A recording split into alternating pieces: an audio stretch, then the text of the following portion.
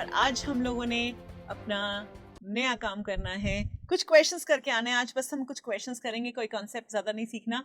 कुछ क्वेश्चंस हैं, general questions हैं, कॉमन सेंस क्वेश्चंस हैं, वो करेंगे। That is question number 12, 13 and on. आज 2-3 क्वेश्चंस करेंगे बस, और उसके बाद फिर हम आगे बढ़ेंगे। ठीक है, चलें शुरू करें। चलो आ बच्चों, आज समझाने वाला काम मैं ऑलरेडी सारा कर चुकी हूँ, इसलिए आपको हम अभी क्वेश्चन नंबर 12 पे लेके जा रहे हैं, पढ़ रहे हैं, काम कर रहे हैं। मेनली हमारा अब प्रेजेंस ऑफ माइंड चाहिए। We do not require lot of things now, correct. आओ, क्वेश्चन नंबर 11 क्या कहता है? Manufacturer introduces new machine into factory with result that the production per worker is increased. The workers were paid by result, and it is agreed that for every 2% increase in output, an increase of 1% on the rate of wages will be paid. And at the time of machine installed, the selling price of the product fall by 8/1/3. Show the expected reduction in turnover and the bonus paid to worker. दो चीजें निकालनी है। हमारी sales में कमी कितनी आई? क्योंकि हमें पता है यहाँ पर उन्होंने कहा है कि प्राइस कम हो गया, और प्राइस कम हो गया तो ऑब्वियसली सेल्स में कमी आएगी। और दूसरा बोला कि वर्कर को बोनस कितना देना पड़ा। लेट्स सी, हमें बताया गया जी पीरियड 1, अभी मैं सिर्फ क्वेश्चन पढ़ रही हूँ। There I can see that कि यहाँ पे 2 पीरियड्स दिए हुए हैं। एक बताया हुआ है कि आउटपुट या प्रोडक्शन जो दिया हुआ है 16,800 यूनिट्स दिया हुआ है, और यहाँ पर 14,000 दे रखा है। और वर्कर्स कितने दे रखे हैं? Workers are 175 here and 125 here. इसका मतलब व्हाट इज द प्रोडक्शन पर वर्कर? अगर मैं प्रोडक्शन पर वर्कर देखूं तो 16,800 डिवाइड बाय 175 इज 96 यूनिट्स पर वर्कर। और अगर मैं 14,000 यूनिट्स बनाने का काम 125 लेबर से कराए, इसका मतलब प्रोडक्शन पर वर्कर कितना है? 112, 112.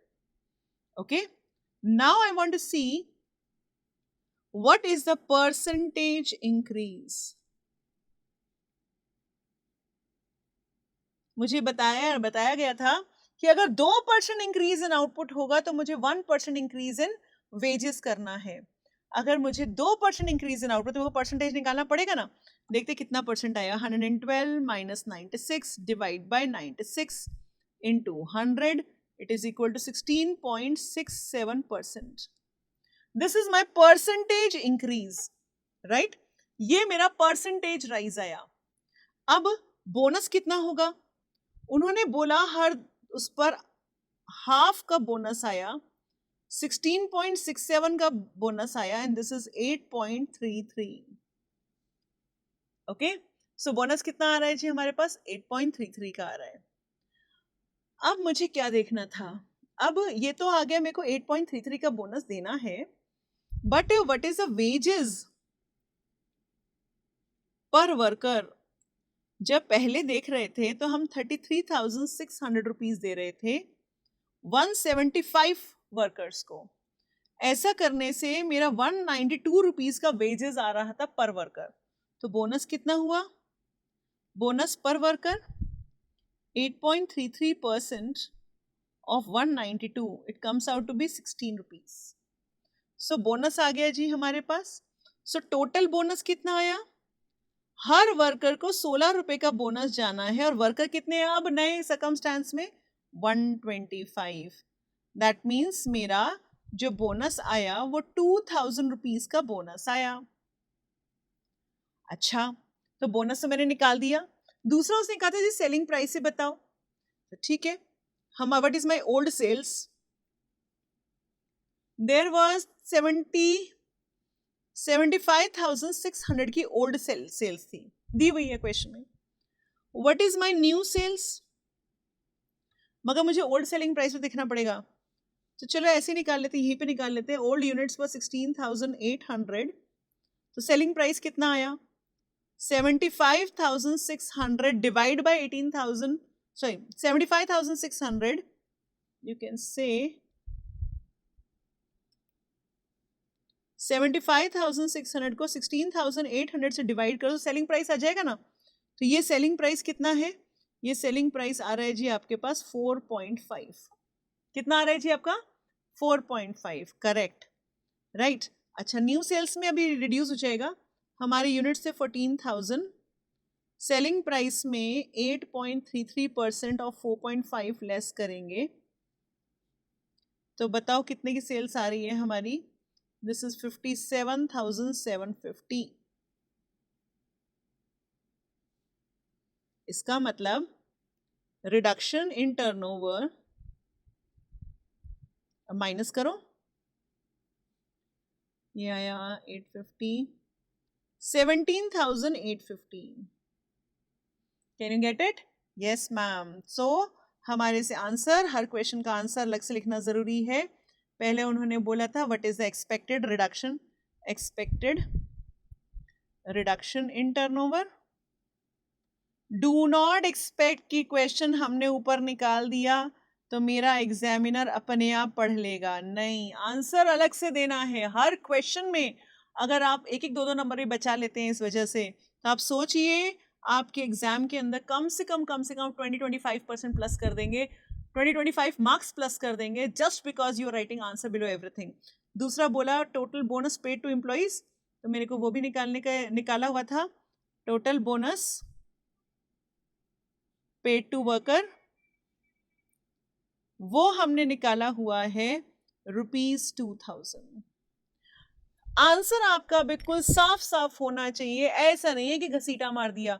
नॉर्मली बच्चे यहां पर क्वेश्चन को रोक देते हैं, पहले तो गंदा इतना प्रेजेंटेशन करते हैं, ऊपर से रोक भी देते हैं। अब आपने आंसर कहां बताया, आपने सिर्फ अपनी कैलकुलेशंस करके दिखा दिए, you have not given your answer. आप बोलो भाई एग्जामिनर खुद देख ले, हमें क्या दिक्कत है? तो भैया अगर एग्जामिनर खुद ही देखेगा तो फिर आपसे क्यों मांगेगा भला? वो आपको क्यों मार्क्स देगा? आपके मार्क्स कटेंगे नहीं कटेंगे? यस। फिर बाद में सब लोग बोलते हैं अरे पेपर में मार्क्स काट लेते हैं एग्जामिनर तो खड़ूस होते हैं। ऐसा नहीं होता, खड़ूस होते हैं। आपने उसको प्रेजेंटेशन सही से दोगे तो कोई दिक्कत नहीं आएगी। This was your working. Costing में अलग से वर्किंग नोट की जरूरत नहीं होती है, जैसे जैसे पढ़ते गए हम काम करते गए। मैं बिल्कुल फ्लो ऑफ वर्क में चल रही हूँ और फ्लो ऑफ वर्क के हिसाब से हम आगे बढ़ते गए हैं, राइट। जैसे जैसे क्वेश्चन पढ़ते गए हमने काम करते गए, डालते गए, कोई बहुत बड़ी चीज तो नहीं है ना। तो ये आपका पीरियड 1, पीरियड 2 आ गया, आपके पास ये वेजेस आ गई, रिडक्शन टर्नओवर आ गया, आप पॉज कर सकते हैं बीच बीच में, और उसके बाद ये आपका फाइनल आंसर आ गया। Correct? Yes. Okay, now comes next question. आज की क्लास में हम सिर्फ 3-4 क्वेश्चन करने जा रहे हैं, आपको ज्यादा तंग नहीं करेंगे, और फिर नेक्स्ट क्लास में लेबर खत्म भी हो जाएगा, क्योंकि अगली क्लास में बस छोटा सा एक नन्हा सा टॉपिक है, आइडल टाइम के बारे में आपको बताना है, और उसके बाद 1-2 क्वेश्चन करके चैप्टर फिनिशिंग पे आ जाएगा। Let's start with this question. Management of a manufacturing unit is considered extensive modernization of the factory through progressive mechanization, which would result in improved productivity and reduced strength. Though negotiation with the union, it was agreed that for every 1% increase in productivity, the workers would be paid 0.5% of incentive wages. It was also agreed that though through voluntary retirement, the staff strength would be reduced to 300 from the present level of 400. The following further comparative data are available before and after the proposed mechanization. हमें mechanisation से पहले जब वो manual काम कर रहे थे तब उन्होंने बताया, और आफ्टर मैकेनाइजेशन कुछ बता रहे हैं आपको। इसके based on this financial data आपको इसका फाइनेंशियल इंप्लीकेशन बताना है, मतलब कि ये बताना है कौन सा प्रॉफिटेबल है। सिंपल सिंपल बात। वही जैसे हमने जिग वाला क्वेश्चन किया था ना लास्ट टाइम, ये बिल्कुल वैसा वैसा ही क्वेश्चन है, बस सिर्फ करने का चीजें अलग अलग है। अब की बार क्या क्या डेटा दिया हुआ है? Number of articles produce per month, fringe benefits, you know fringe benefits is perquisites, wages, sales per month, and PV ratio. PV ratio क्या होता है? मार्जिन में पढ़ा था ना PV ratio. PV ratio is contribution upon sales, right. अगर किसी को पीवी रेशियो क्लियर नहीं है तो पहले एक बार जरा मार्जिनल का फर्स्ट क्लास भी ले लीजिए, उसके बाद जरा पीवी रेशियो के ऊपर कैलकुलेशन शुरू करिएगा। So I always advise you that this chapter should be done after marginal, okay. फिर भी अगर किसी ने नहीं किया है तो मार्जिनल की फर्स्ट क्लास जरूर ले लीजिएगा, उसके बाद हम इस पीवी के ऊपर काम करना शुरू करेंगे।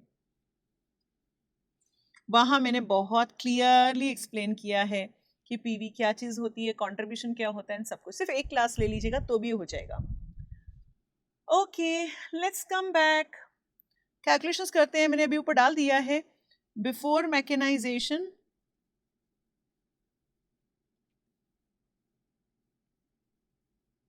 and after mechanization.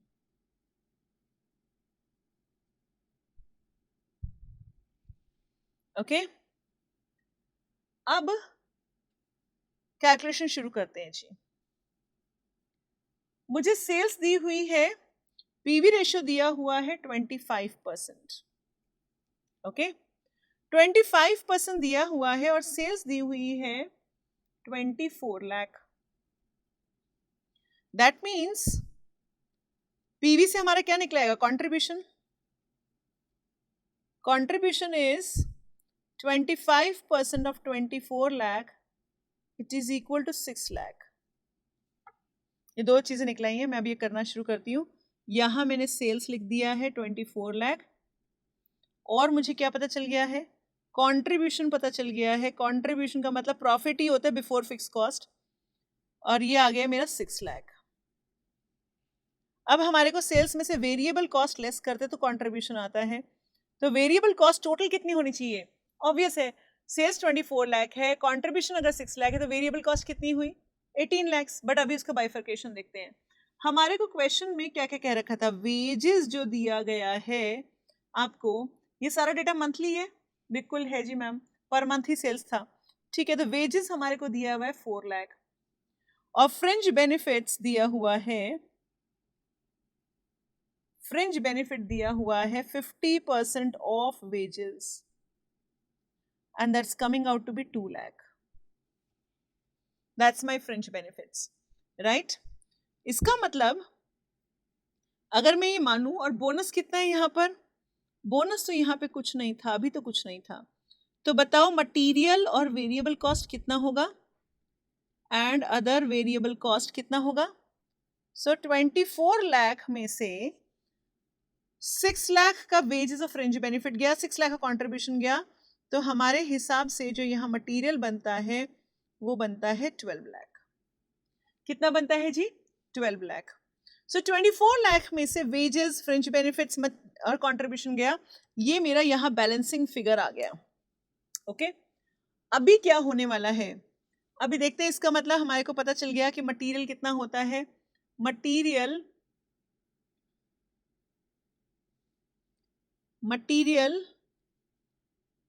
का जो अमाउंट है पर यूनिट कितना है? नंबर ऑफ यूनिट्स कितने हैं? मटेरियल आया था 12 lakhs for 50,000 units. That means this is rupees 24 per unit. Material लग रहा है 24 रुपीज का पर यूनिट।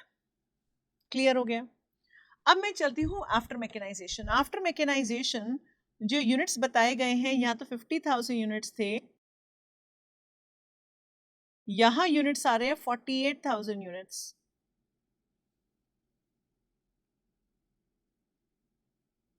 ओके और ये तो मेरे को बिल्कुल सिंपल हो गया। मटेरियल तो 48 के ऊपर 24 रुपीज के हिसाब से लगेगा।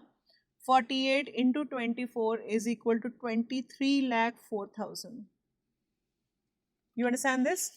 So what is it? This is 48,000 into 24. This is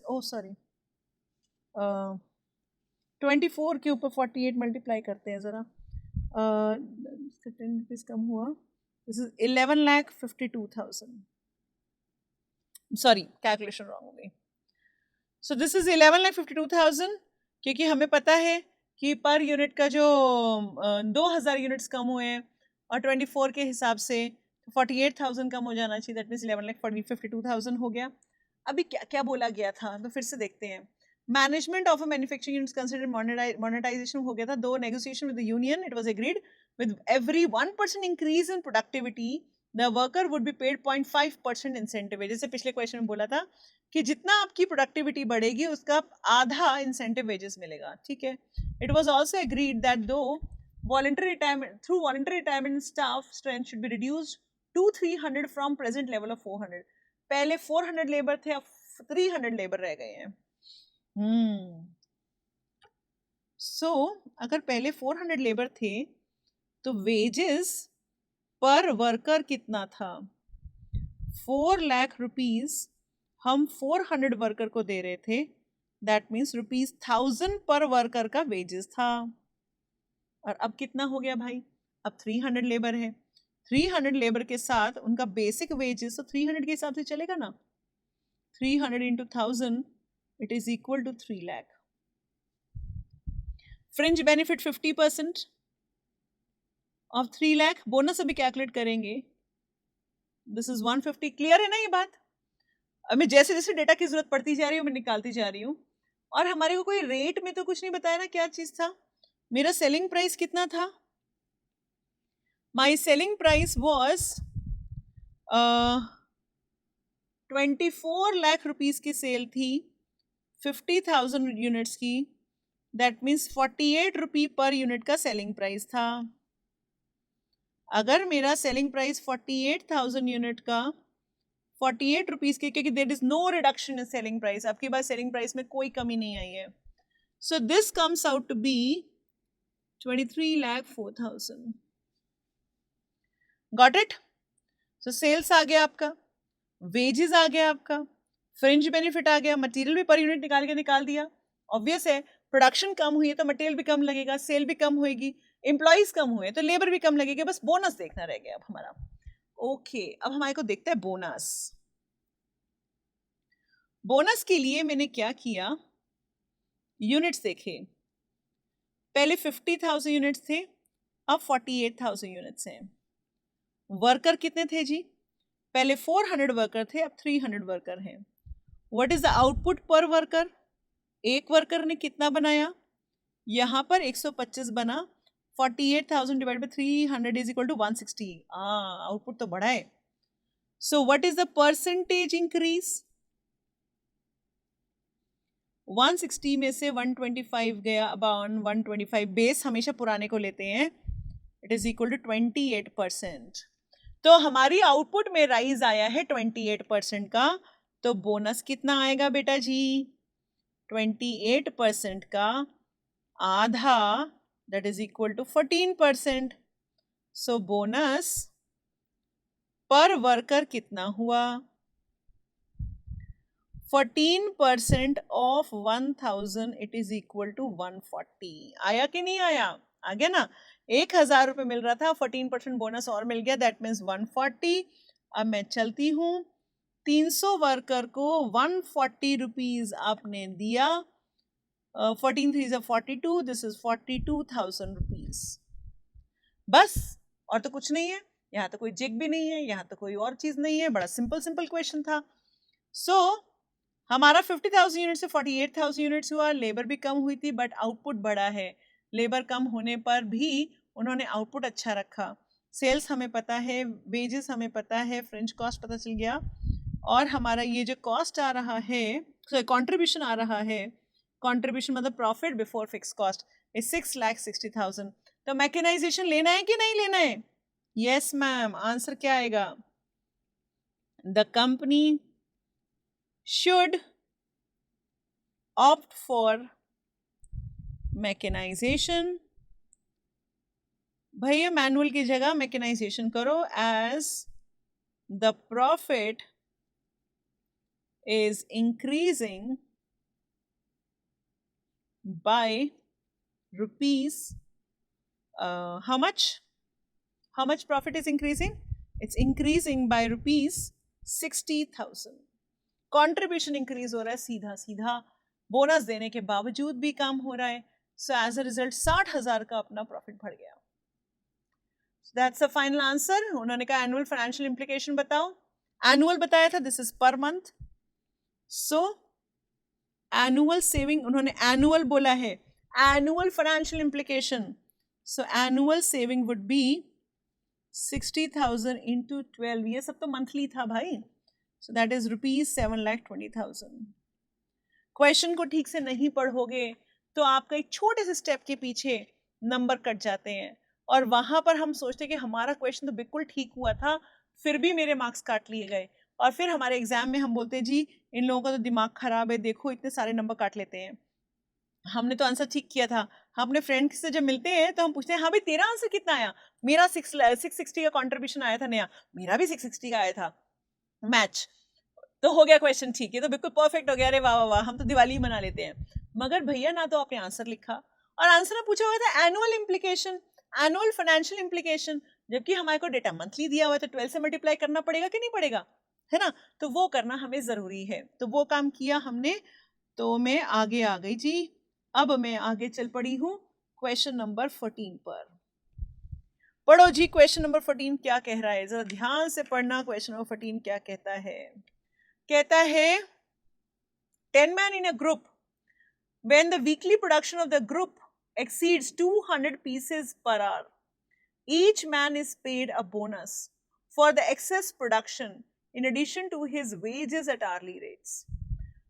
एक ग्रुप में 10 लोग थे और weekly production of the group exceeds 200 pieces, पूरा ग्रुप मिलाकर अगर 200 पीसेस पर आवर से ज्यादा बनाएगा तो हर बंदे को, each man in the group, हर बंदे को मिलेगा बोनस। कितना मिलेगा? For the excess production in addition to his wages at hourly rate, जो उसको पर आवर मिल रहा है उसके हिसाब से उसको बोनस भी मिलेगा। द बोनस इज कंप्यूटेड दस the percentage of production in excess. अब बोनस कैसे निकलना है देखते हैं। The percentage of production in excess of the standard amount is found, and one half of this, one half मतलब half, 1.5 नहीं है ये, 1.5 means 1.5, 1/2 means 0.5, तो सबको ध्यान रखना है 1/2 को कुछ बच्चे 1.5 ले लेते हैं। 1/2 of this percentage is considered as men share। ये तो पुरानी बात हो रही है, वही जितना आउटपुट इंक्रीज करोगे उसका 50% आपको बोनस मिलेगा। ये तो बात कह रहा है ये भी कि जितना आपका स्टैंडर्ड से ऊपर होगा उसका हाफ आपको मेन शेयर माना जाएगा। Each man in the group is paid a bonus, this percentage of a wage rate of ₹3.2 per hour, और जो आप परसेंटेज निकालोगे वो 3.2 पर आवर के हिसाब से आपको कैलकुलेट करके बोनस देना है। और नीचे आपको मंडे ट्यूसडे वेडनेसडे पूरा रिकॉर्ड बता रखा था, आपको बताया गया है compute the rate and the amount of bonus for the week. ये हमें जब पूरा वीकली निकालना है तो हमें मंडे ट्यूसडे क्यों बता रहे? ताकि हम बेवकूफ बन जाएं। अरे क्वेश्चन का काम था आपको बुद्धू बनाना, बन गए, हो गया काम कंप्लीट उसका। जैसे हम मंडे ट्यूसडे देखते हैं हमारे दिमाग में ओवर टाइम पिंग पिंग कर रहा होता है, देखिए यहाँ तो ओवर टाइम में कुछ भी नहीं दे रखा, और हम क्या करते हैं ओवर टाइम को लेकर के कंफ्यूज हो जाते हैं, अरे यहाँ पे तो ये नहीं दे रखा, वो नहीं दे रखा, कैसे होएगा, अरे बड़ा कंफ्यूजन है। कोई कंफ्यूजन नहीं है भैया, कोई कंफ्यूजन नहीं है, बी टू द पॉइंट। क्या चाहिए मुझे? मुझे तो टोटल आउटपुट से मतलब है, मुझे क्या मतलब है मंडे ट्यूसडे वेडनेसडे, यहाँ तो कोई वीकली, यहाँ तो सारा वीकली प्रोडक्शन देखना है। When the weekly production of the group exceeds, ऊपर देखिए first line, when the weekly production of the group exceeds, तो वीकली प्रोडक्शन देखनी है, मुझे तो डेली प्रोडक्शन नहीं देखनी है। तो मुझे डेली प्रोडक्शन क्यों दिया गया है? बुद्धू बनाने के लिए, और बुद्धू हम बन गए, हो गया काम। सो दैट मीन्स हमारे कोई मंडे ट्यूसडे से कोई लेना देना नहीं है। काम शुरू करूं? चलो जी आ जाओ।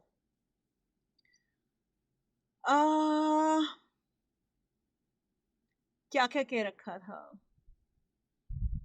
सबसे पहले तो मुझे बताया गया था hours worked. What is ours worked? is 480 hours. Hours worked is 480 hours, right? और मुझे ऊपर बताया गया था स्टैंडर्ड आउटपुट कितना है? is 200 units. Means total standard output is equal to 480 into 200 is equal to 96,000 units. While मुझे एक्चुअल आउटपुट दिया हुआ है भैया, वीकली आउटपुट दे रखा है 117,600। टोटल देखिए मंडे ट्यूसडे वेडनेसडे से मिलाकर के सैटरडे तक का टोटल नीचे दिया हुआ है 117,600। सो what is the excess production? My excess production is 21,600। ये मेरा एक्सेस प्रोडक्शन आया। परसेंटेज तो बताओ जरा। Percentage of excess production is 21,600 upon 96,000 into 100, it is equal to 22.5%। कितना आया जी अपने को? 22.5%। This is the excess production 22.5% का, राइट? सो बोनस कितना आया? बोनस देना 1/2 इज मेन शेयर, इसका मतलब इसका आधा इन बंदों को मिलने वाला है और this is a bonus, percentage bonus, और बोनस का अमाउंट कितना है? उन्होंने कहा दिस परसेंटेज, जो निकलेगा ये परसेंटेज, फिर से पढ़ो लाइन को, the percentage of bonus exceed of the standard amount is found, 1/2 is considered as men's share, each man in the group is paid a bonus, this percentage of the wage rate of 3.2, ये जो percentage निकला है वो 3.2 पर are के हिसाब से निकालकर फिर आपने हर बंदे को देना है, और ये कितना बन रहा है? 0.36 पर यूनिट, नहीं सॉरी, पर वर्कर, दिस इज पर वर्कर, हर बंदे को आपने, ये रेट किस पे है? पर आर पे है, हाँ जी पर आर, तो 3.2 पर आर है तो उसका 11% भी पर आर हो गया। सो पहला पॉइंट उन्होंने मुझसे पूछा था what is the rate and the amount of bonus, so what is the rate of bonus? Rate of bonus is 11.25%, and what is the amount of bonus?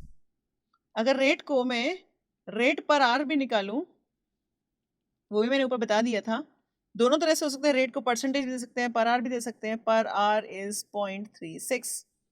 अब मुझे टोटल अमाउंट भी निकालना है, amount of bonus for the week, amount of bonus for the week,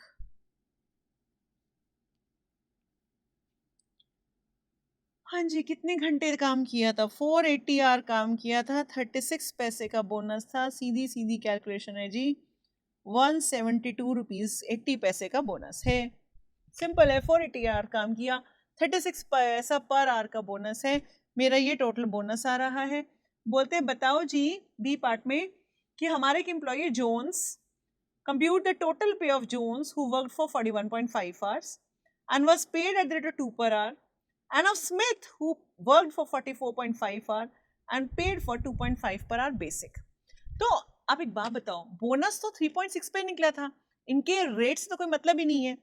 so Jones Smith ये दो बंदे हैं, what is their basic wages? इसने 41.5 आवर काम किया, 2 रुपीज के हिसाब से है, इसने 44.5 आवर काम किया 2.5 के हिसाब से, बट बोनस आवर्स वर्कड पे तो जाएगा, बट इनके आर्ली रेट से कोई मतलब नहीं है, वो हर बंदे को, ईच मैन को सेम बोनस मिलना था। So as a result what is the total pay, word भी वो यूज करो ना जो कह रहे हैं, what is my total pay, this is the B part, my total pay calculate तो करो, this is 97.94 and this is coming out to be 127.27, easy। So language पढ़ना है, लैंग्वेज को पढ़कर अगर कभी भी लैंग्वेज टफ लगे तो क्या करना चाहिए? लैंग्वेज को पढ़कर कभी घबराना नहीं है, उसको हिंदी में बोलना शुरू करें, हिंदी नहीं, अपनी वो लैंग्वेज बोलिए जिसमें आप सोचते हैं, आप इंग्लिश में सोचते तो इंग्लिश बोलिए, आप हिंदी में सोचते हैं हिंदी बोलिए, आप मराठी में सोचते हैं मराठी बोलिए, बंगाली में सोचते हैं बंगाली बोलिए, अपने आप से पूछिए कि मैं किस लैंग्वेज में सोचता हूँ, तो उस लैंग्वेज में, उस क्वेश्चन की जो लैंग्वेज दी हुई है आपको क्वेश्चन की, कभी भी टफ लगे किसी भी सब्जेक्ट में, सिंपल तरीका है कि आप उसको पढ़ करके उसको अपनी सोचने वाली भाषा में बोलना शुरू कर दीजिए, वो क्वेश्चन बहुत आसान हो जाएगा। जैसे ये क्वेश्चन तो बहुत ही आसान था, सिर्फ इतनी सी बात थी कि अगर हमने इसको, हम डर जाएंगे तो मर जाएंगे, तो हमें डरना नहीं है भैया, मरना नहीं है भैया, क्या करना है? लैंग्वेज ट्रांसलेशन करनी है, लैंग्वेज को कन्वर्ट कर करके पढ़ेंगे, तोड़ तोड़ के पढ़ेंगे, बहुत आसानी से समझ में आ जाता है, राइट ना। तो आज की क्लास में हम इतना ही कर रहे हैं, अगली क्लास में फिर से मिलते हैं, और बस फाइनल टचिंग देनी है इस चैप्टर को, and then this chapter will be over. So see you in the next class, bye for now, bye bye.